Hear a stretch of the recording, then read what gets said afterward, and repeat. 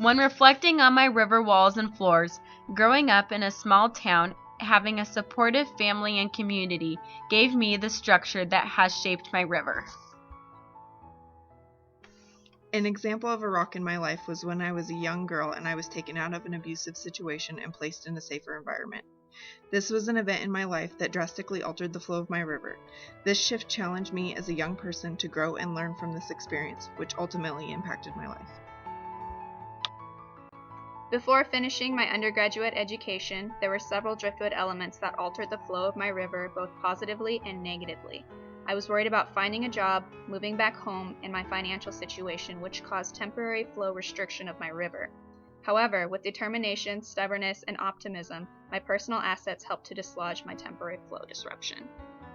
An example of when my life energy is strong is when I recreate the environment with friends and family on river trips or backpacking trips. The other elements of the river are still present, but the obstacles are few, and I have the ability to shape my own path. An example of when my life flow was significantly reduced was when I lived apart from my husband and many of the elements in my river were more pronounced and impacting my life flow.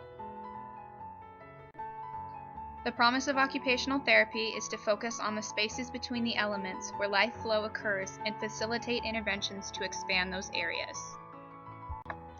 After assessing a client's river, possible interventions include expanding spaces by altering walls and floors, removing rocks or reducing the size of those rocks, using driftwood to enlarge spaces, or opening up new channels of water.